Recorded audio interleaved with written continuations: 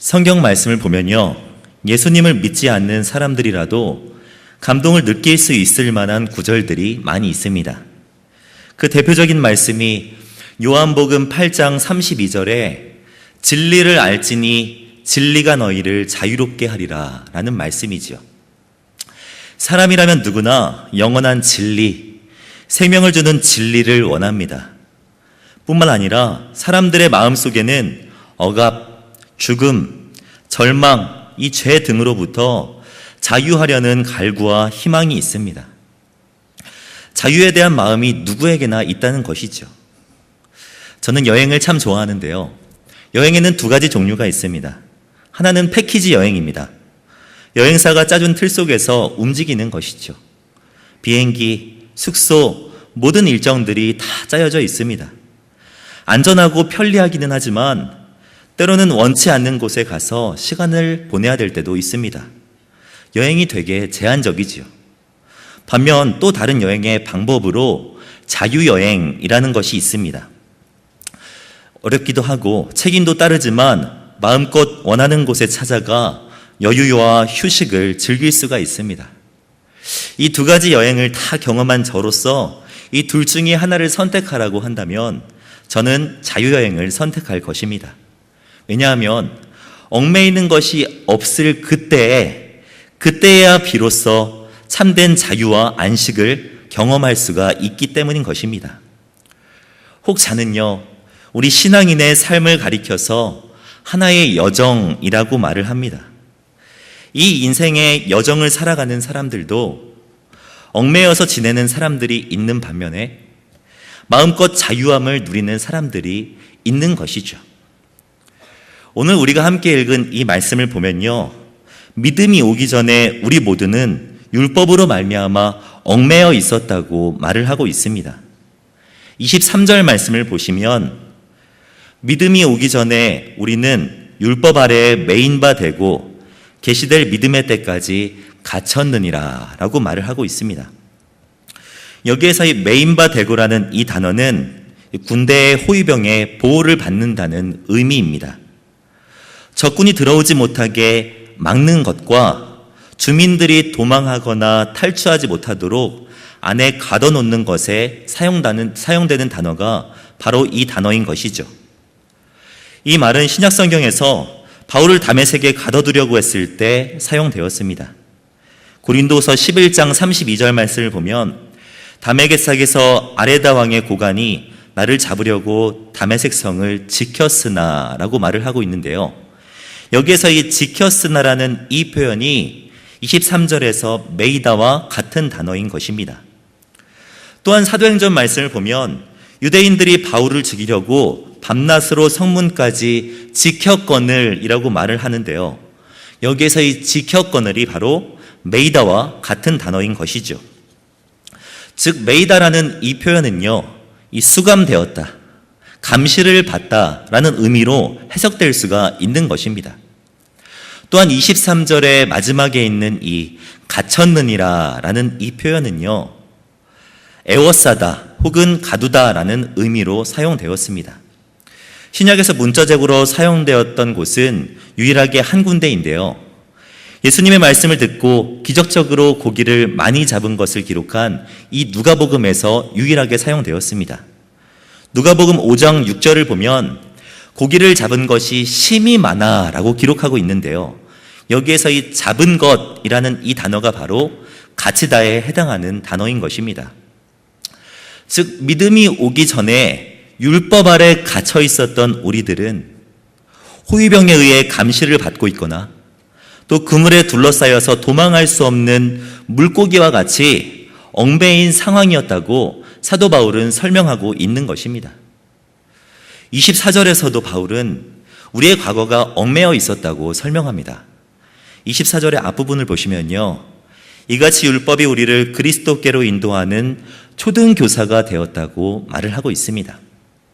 여기서 이 초등교사란 이 초등학교 선생님을 의미하는 것이 아닙니다. 전에는 이 단어를 이 몽학선생이라고도 표현하였는데요. 이러한 제도가 우리나라에는 없기 때문에 사실 완전히 이해하기에는 좀 어려움이 있습니다. 하지만 이 초등교사라고 하는 사람은 이 선생님이라고 하기보다는 노예 쪽에 가깝습니다. 당시 로마 사회에서 이 미성년 자녀의 도덕 교육은 부모님의 소관이 아니었습니다. 당시에는 자녀 교육을 이 파이다 고고스라고 말하는 이 초등교사가 그 교육들을 담당을 하였지요. 일반적으로 이 초등교사가 맡은 임무는요, 읽기, 쓰기, 세마기와 같은 이런 지성 교육이 아니었습니다. 로마 사회에서는 그런 교육을 담당했던 아카데미라는 기관이 있었습니다. 이 파이다 고고스라고 하는 이 초등교사들의 임무는요, 지성교육이 아닌 도덕교육에 집중되어 있습니다. 초등교사는 도덕교육의 목적을 회초리를 통해서 달성했습니다. 그는 어린아이가 가는 곳마다 이 회초리를 들고 따라다니면서 도덕적 원칙에 벗어났을 때 어김없이 회초리를 가했던 것이죠. 잘못을 범할 때마다 회초리로 때리면서 도덕적 원칙을 가르쳤던 것입니다. 생각해 보십시오. 잘못할 때마다 초등교사가 따라다니면서 회초리를 가한다면 그처럼 괴로운 것이 어디 있겠습니까? 그런데요, 이것이 바로 믿음이 오기 전 율법에 매여 있었던 우리들의 모습이라고 사도 바울은 설명하고 있는 것입니다. 그러나 감사한 것은 하나님께서는 우리가 얽매여 있도록 그냥 내버려 두지 않으셨다는 사실입니다. 25절 말씀을 보시면 믿음이 온 후로는 우리가 초등교사 아래 있지 아니하도다 라고 말을 하고 있습니다. 여기에서 말하는 이 믿음이 오기 전이란 그리스도가 오기 전을 의미합니다. 그리스도가 오기 전에는 우리가 율법에 의해 매인받은 삶을 살았지만 그리스도가 온 이후로는 더 이상 초등교사 아래 있지 않다고 사도 바울은 설명하고 있는 것이죠. 한글 성경에는 표현이 잘 되어 있지 않지만 사실 이 25절의 가장 앞부분을 보면 그러나 지금은 이라는 말로 시작하는 것을 볼 수가 있습니다. 무슨 말입니까? 전에는 호위병의 감시를 받았지만 그러나 지금은 우리가 자유하다. 전에는 그물에 매인 물고기와 같이 답답한 삶을 살 수밖에 없었지만 그러나 지금은 우리가 모두 해방되었다. 전에는 이 초등교사들로 인하여서 눌려 있었지만 그러나 지금은 자유하게 되었다라고 지금 말하고 있는 것이죠. 즉 예수 그리스도로 말미암아 우리는 자유하게 되었다는 것을 설명하고 있는 것입니다.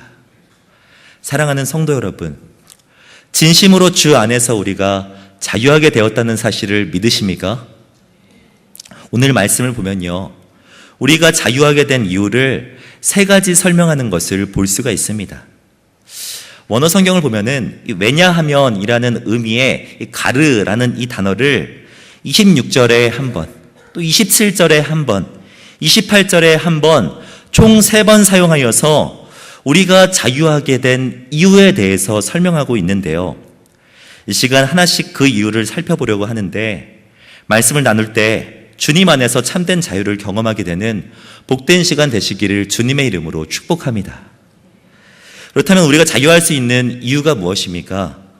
첫 번째는요, 그리스도를 믿음으로 말미암아 하나님의 아들이 되었기 때문입니다. 우리가 참으로 자유할 수 있는 이유는요, 그리스도를 믿음으로 말미암아 우리가 바로 하나님의 아들이 되었기 때문인 것입니다. 26절 말씀을 보시면 너희가 다 믿음으로 말미암아 그리스도 예수 안에서 하나님의 아들이 되었으니 라고 말을 하고 있습니다. 자녀가 되는 것은 자녀의 노력으로 되는 것이 아니라 부모님 덕분에 되는 것입니다. 이와 같이 하나님의 아들이 되는 것도 인간 스스로의 노력으로는 될 수가 없습니다. 오직 믿음으로 말미암아 그리스도 예수 안에서 하나님의 아들이 되는 것이죠. 하나님은 그 아들의 이름을 믿는 자에게 자신의 아들이 되는 특권을 주시기로 정하셨습니다. 우리가 잘 아는 말씀인 요한복음 1장 12절 말씀을 보시면 영접하는 자, 곧 그 이름을 믿는 자들에게 하나님의 자녀가 되는 권세를 주셨다고 말을 하고 있습니다. 요한복음 1장은 육신이 되어 우리 가운데 오신 예수 그리스도에 대해서 설명하고 있는 말씀입니다. 즉 우리 가운데 오신 예수 그리스도, 즉 하나님의 아들이신 그분의 이름을 믿을 때 우리는 하나님의 자녀가 되는 것이라고 말을 하고 있는 것입니다. 그런데 감사한 것은 오늘 본문 말씀을 보면 우리는 이미 하나님의 자녀라고 말을 하고 있다는 것입니다. 26절 말씀을 다시 보시면 너희가 다 믿음으로 말미암아 그리스도 예수 안에서 하나님의 아들이 되었다라고 말을 하고 있습니다. 자녀가 되는 것이 우리의 목적이 아닙니다. 훗날 자녀가 될 것도 아닙니다. 우리의 지금 상태는 그리스도 예수 안에서 이미 아들이 된 것이죠. 이 사실을 믿음으로 받아들일 때 우리는 참으로 자유할 수 있게 되는 것입니다. 아들은요, 종과 다르게 자유할 수 있습니다. 종은요, 언제라도 쫓겨날 수 있습니다. 하지만 아들은 아들의 신분을 박탈하는 것은 불가능한 것이죠. 또한 종은요, 맡은 일을 충실히 해야지만 안정된 삶을 유지할 수가 있습니다. 맡은 일에 충실하지 못할 경우에는 쫓겨날 수 있다는 것입니다. 하지만 아들은 가문의 혈통을 이어받았기 때문에 주어진 일이나 착한 일을 하지 않는다고 해서 쫓겨나는 법이 없는 것이죠. 물론 아들도 잘못했을 때 훈육을 받습니다. 하지만 잘못된 일을 행한다고 해서 쫓겨나는 것은 아닌 것이죠. 최근 들어서 부모님이 자녀들을 나무라 할 때 나가버려! 라고 하는 이 말을 하지 않는다고 합니다. 왜냐하면 자녀에게 야 나가버려! 라고 하면은 요즘 아이들은 진짜 나가버리기 때문이라고 하죠. 그래서 나가버려라고 하지 않고 자녀에게 야 네 방으로 들어가! 라고 이야기를 한다고 합니다. 부모님의 마음이 이런 게 아닐까 싶습니다. 정말 이 친구가 잘못해서, 이 아들이 잘못해서 정말 밉지만 그럼에도 불구하고 내 옆에 있기를 바라는 마음, 그럼에도 불구하고 아들과 부모와의 관계를 계속 유지하고 싶어하는 마음, 그것이 바로 부모의 마음이 아니겠습니까? 이와 같이 아들은요, 가족의 일원이라는 특권과 신분을 가지고 있기 때문에 종과는 전혀 다른 취급을 받을 권리가 있다는 것입니다. 그러나 감사하게도 성경은 우리가요, 종이 아니라 하나님의 아들이라고 분명하게 말을 하고 있습니다. 갈라디아서 4장 6절 말씀을 보시면 이렇게 말을 합니다. 너희가 아들임으로 하나님이 그 아들의 영을 우리 마음 가운데 보내사 아빠 아버지라 부르게 하셨느니라 라고 말을 하고 있습니다. 그러면서 이어서 7절에 이렇게 이야기를 하죠. 그러므로 내가 이후로는 종이 아니요 아들이니 라고 말을 하고 있는 것입니다. 우리는요, 종이 아닙니다. 바로 하나님의 아들입니다. 무엇인가 잘 해야지만 관계를 유지할 수 있는 종이 아니라 있는 모습 그대로 존귀함을 받을 수 있는 하나님의 아들이라는 것입니다. 잘못하면 버림을 받는 종이 아니라 실수했을 때에도 변함없이 하나님의 그 사랑을 받을 수 있는 아들이라는 것이죠. 여기에서 말하는 아빠 아버지란 아버지를 부르는 친근한 표현입니다. 우리는 예수 그리스도를 믿음으로 말미암아 그분을 아빠 아버지라고 부를 수 있게 된 것이죠.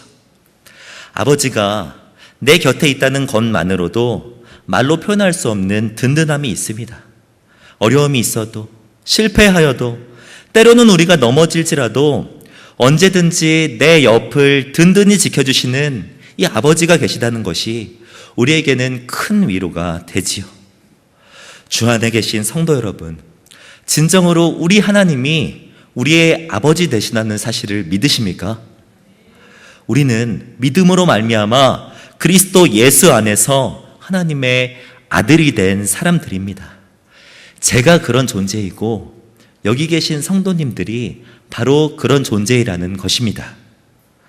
이 사실을 기억하고 묵상함으로 주 안에서 참된 자유를 경험하는 복된 삶이 되시기를 주님의 이름으로 축복합니다. 또한 우리가 자유할 수 있는 두 번째 이유는 무엇입니까? 그것은요, 우리가 그리스도로 옷 입었기 때문입니다. 우리가 참으로 자유할 수 있는 두 번째 이유는요, 세례를 받아 그리스도로 옷 입었기 때문이라는 것입니다. 27절 말씀을 보시면 이렇게 말을 합니다. 누구든지 그리스도와 합하기 위하여 세례를 받은 자는 그리스도로 옷 입었느니라 라고 말을 하고 있습니다. 바울은 이 옷에 관한 비유를 즐겨 사용합니다. 로마서를 보면 우리가 어둠의 일을 벗고 빛의 갑옷을 입자라고 말을 합니다. 또 에베소서 말씀을 보면 하나님을 따라 의와 진리와 거룩함으로 지으심을 받은 새 사람을 입으라라고 말을 하고 있습니다. 또 골로새서 말씀을 보면 긍휼과 자비와 겸손함과 온유와 오래 참음을 옷 입고라고 말을 하고 있습니다. 그런데 오늘 본문에서는 그리스도를 옷에 비유하면서 우리가 바로 그리스도로 옷 입은 사람이라고 설명하고 있습니다. 그렇다면 그리스도로 옷 입었다는 것이 어떤 의미이겠습니까? 그리스도로 옷 입었다는 것은요, 첫 번째로 우리의 진정한 정체성이 그리스도 안에 있다는 것을 의미합니다. 옷차림은요, 그 사람이 누구인지를 말해줍니다. 그렇죠? 거의 모든 종류의 옷은 같은 성, 사회 계층, 민족 집단에 대한 설명을 해줍니다. 우리는 제복 입은 사람들을 딱 보면서 저 사람이 어떤 사람이고 저 사람이 무엇을 하는 사람인지를 알아볼 수가 있습니다. 그런 것처럼 그리스도로 옷 입었다는 이 말은요, 우리의 궁극적인 정체성이 그리스도 안에 있다는 것을 의미합니다. 그리스도로 옷 입었다는 것은요, 우리가 바로 그리스도의 자녀, 그리스도의 사람이라는 것을 의미하는 것이죠. 뿐만 아니라 그리스도로 옷 입었다는 이것은요, 하나님께서 우리를 받으신다는 것을 의미합니다.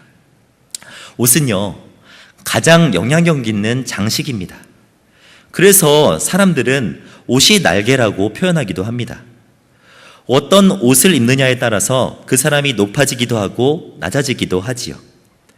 그리스도가 우리의 옷이라는 이 말은요, 예수의 행하심과 구원하심 덕분에 하나님 보시기에 우리가 사랑스럽게 보인다는 의미인 것입니다. 우리는 부족하지만 그리스도로 옷 입었기 때문에 하나님이 우리를 보실 때 아들로 봐주시는 것입니다. 그분의 의와 온전하심을 입게 해주셨기 때문에 그리스도로 옷 입은 우리를 하나님께서 바라보시면서 우리를 기쁘게 받아주시는 것이죠.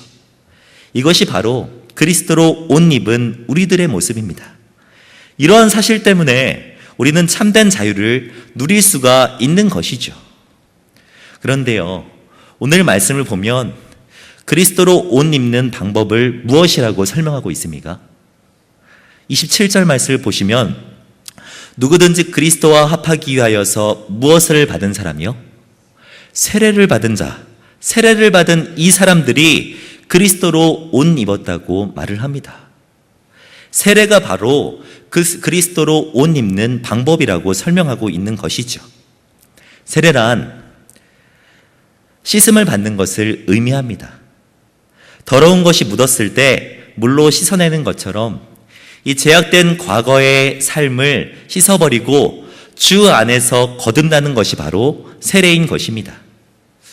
그러나 이 단순히 물에 들어갔다 나왔다는 것으로 모든 것이 다 해결됐다고 이해해서는 안 됩니다. 세례를 통해서 생명을 얻는다고 생각해서도 안 됩니다. 우리는 믿음으로 말미암아 구원을 받습니다. 어떠한 의식으로 구원을 받는 것이 아니라는 말입니다. 성경은 세례를 받지 않는다고 해서 구원을 못 받는 것이라고 절대 가르치지 않습니다. 그러나 세례는 우리가 예수와 연합했다는 외적인 표현으로서 우리의 신앙생활에 있어서 매우 중요한 의미가 있는 것이죠. 이 신약 성경에서 세례란 단순한 의식이 아니었습니다. 세례는 회심과 믿음을 의미하는 것이었죠. 사도행전 8장 12절 말씀을 보면 빌림이 하나님 나라와 예수 그리스도의 이름에 관하여 전도함을 그들이 믿고 남녀가 다 세례를 받았으니 라고 말을 하고 있습니다. 빌립이 예수 그리스도를 전하였을 때 그들이 믿음으로 받아들였고 믿음으로 받아들였을 그때 그들은 동시에 세례를 받았다고 이야기하고 있는 것입니다. 믿음과 세례를 동일한 의미로 생각하고 있는 것이죠. 또한 더 뒷부분을 보시면 사도행전 8장 26절 이하를 보면 빌립이 성령의 인도하심을 따라 이 에디오피아 내시에게 복음을 전하는 장면을 볼 수가 있는데요. 이 빌립이 예수를 가르쳐서 복음을 전하였을 때 이 에디오피아 내시가 복음을 받아들였고 그 받아들였을 그때에 빌립이 행한 행동이 무엇인 줄 아십니까? 38절 말씀을 보시면 이렇게 이야기를 합니다.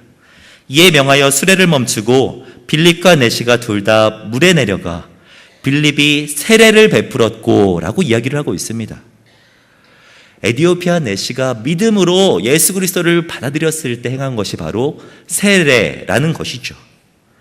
신약 성경에서 세례란 단순히 물에 들어가는 것이 아니라 회심을 의미합니다.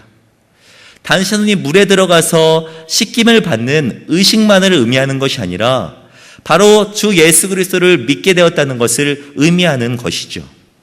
세례는요, 우리의 신앙생활에 있어서 매우 중요한 의미를 갖고 있습니다.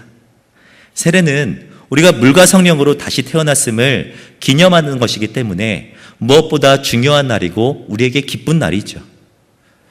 그러나 안타깝게도 많은 이들은 이 세례를 별로 중요하게 생각하지 않는 것 같습니다.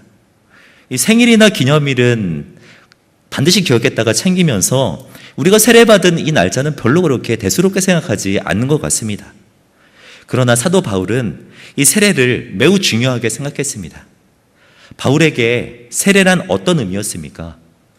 27절 말씀을 다시 보시면요, 그리스도와 합하기 위하여 세례를 받은 자라고 말을 합니다. 세례를 그리스도와 연합하는 것으로 보고 있는 것이죠. 세례를 줄 때 세례자는 이렇게 말을 합니다.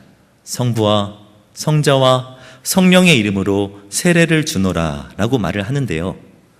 이 말은 세례를 받는 사람이 성부, 성자, 성령 속으로 들어갔다는 것을 의미합니다. 성부, 성자, 성령에게로 연합되었다는 것을 의미하는 것이죠. 이전의 삶을 모두 내려놓고 이제 주 안에서 살아가게 되었다는 것을 의미하는 것입니다.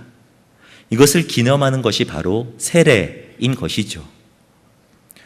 우리가 주 안에 있다는 것이 중요한 이유는요, 우리가 주 안에 있을 때에만 참된 자유를 누릴 수가 있기 때문입니다. 고린도후서 3장 17절 말씀을 보시면요, 이렇게 말을 합니다. 주는 영이시니 주의 영이 계신 곳에는 자유가 있느니라. 아멘이십니까? 우리 스스로는 참된 자유를 누릴 수가 없습니다. 회심과 세례로 말미암아 그리스도와 연합하였을 때, 우리가 주 안에 거하게 되었을 그때에만 우리는 참된 자유를 누릴 수가 있는 것이죠. 주의 영이 계신 곳에 자유가 있는 것입니다. 주 안에 사랑하는 성도 여러분, 그리스도와 연합하기 위하여서 세례를 받은 우리들은 그리스도로 옷 입은 자들이라는 것을 기억하시기를 부탁드립니다. 더 이상 무엇이 필요하겠습니까? 그리스도로 옷 입은 것 자체로 하나님께서는 우리를 받아주십니다. 세상 어떤 값비싼 옷보다 고귀하신 예수 그리스도로 옷 입은 그 사람들이 바로 우리라는 것입니다.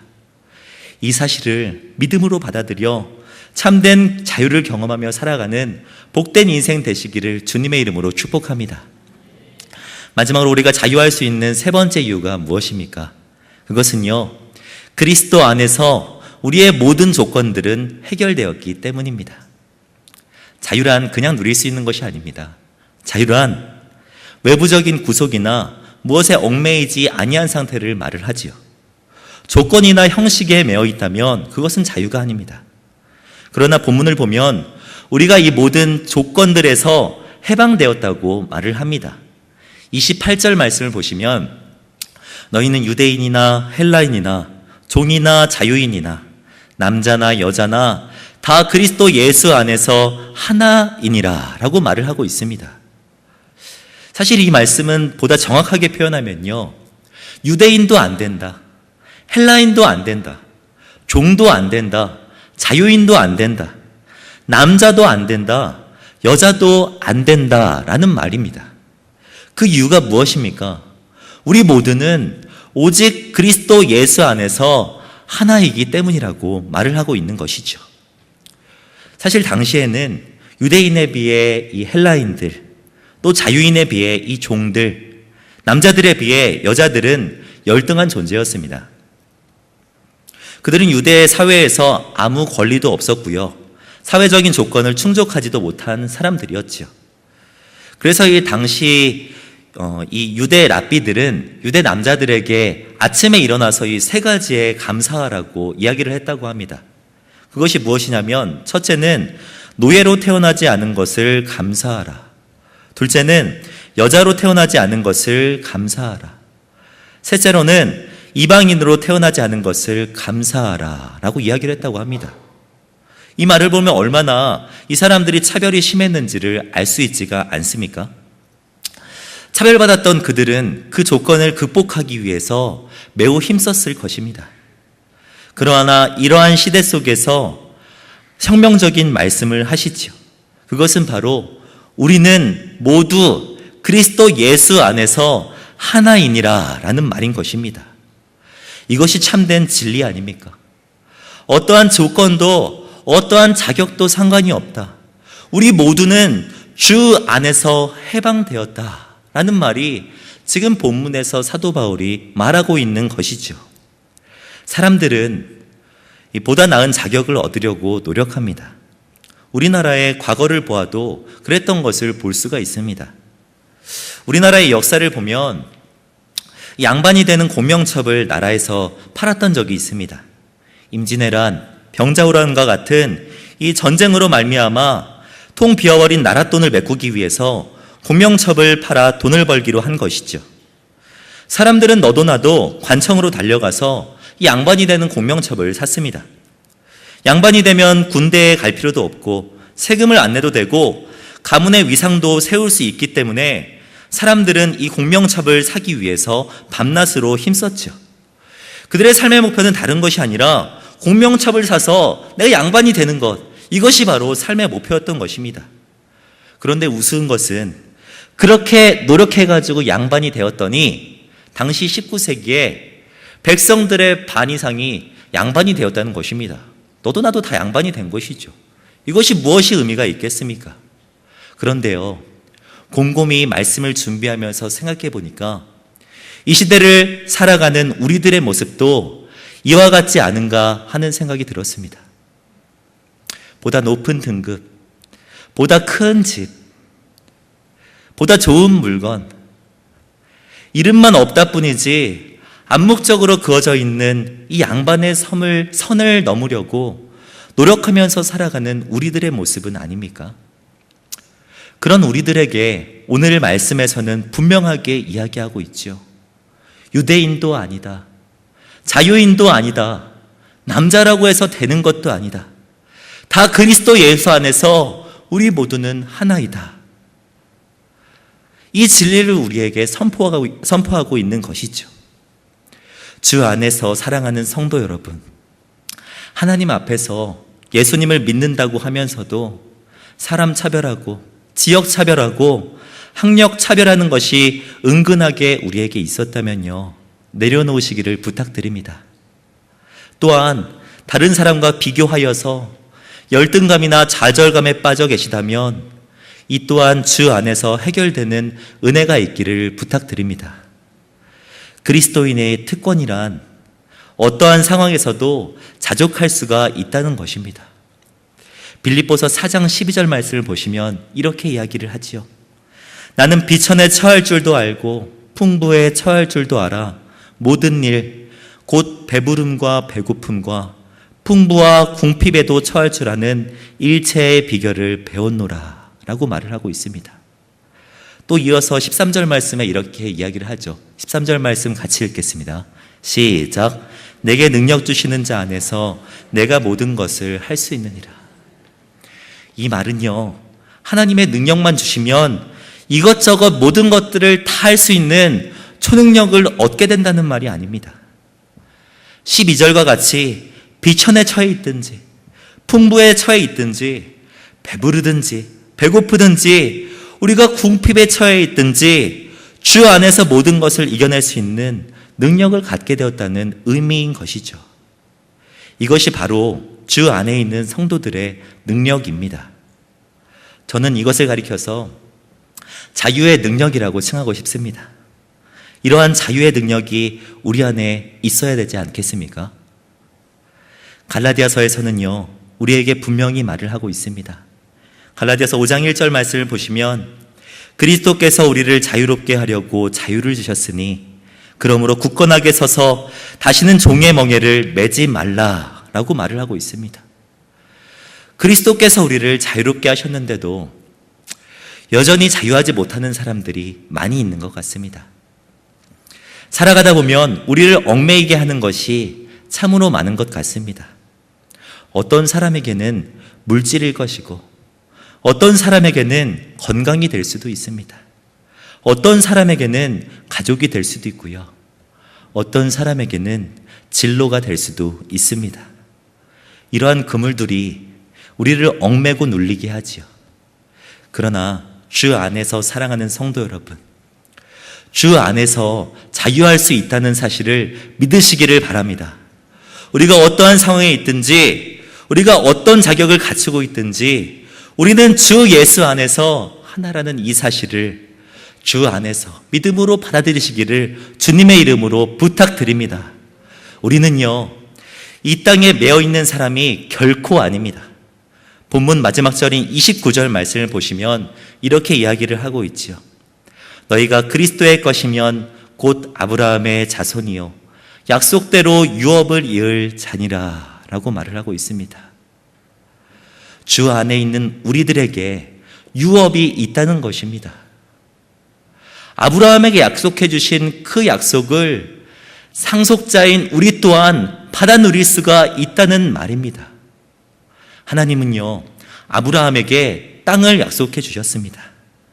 이 땅은요, 아브라함의 자손인 우리들에게는 곧 하나님 나라, 저 천국을 의미하지요. 우리는요, 주 안에서 이미 하나님 나라를 소유한 사람들인 것입니다.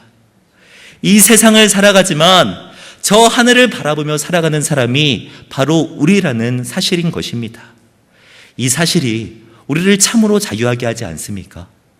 이 사실을 믿음으로 받아들이시는 우리 성도님들 되시기를 주님의 이름으로 부탁드립니다. 말씀을 준비하다가 한 찬양이 생각났습니다. 옛날에 많이 부르던 찬양 중에 나 가진 재물 없으나 라는 이 찬양이 떠올랐는데요. 송명희 시인이 작곡한 노래인데, 이 송명희 시인은 우리가 잘 아는 것처럼 태어날 때부터 산부인과 의사의 실수로 뇌성마비 판정을 받게 되었습니다. 기적과 같이 생명은 건졌지만 그녀의 불행은 계속 되었지요. 그녀는 자신의 삶을 가리켜서 매 순간 눌려 있었다고 말을 합니다. 그런 송명희 시인이 하나님을 만나고 나서 지은 시가 바로 이 나라는 시인데요. 그 시의 가사를 보면 이렇게 말을 합니다. 가진 재물도 없고, 나 가진 지식도 없고, 나 남이 가진 건강도 없다고 말을 합니다. 그런데요, 그럼에도 불구하고 송명희 시인은 하나님을 가리켜서 어떤 하나님이라고 이야기를 합니까? 공평하신 하나님이라고 말을 합니다. 인간적으로 봤을 땐 아무것도 가지지 않은 이 송명희 시인이지만 하나님을 바라보면서 공평하신 하나님이라고 말할 수 있는 그 이유가 무엇입니까? 그 안에는 참된 믿음이 있었기 때문 아니겠습니까?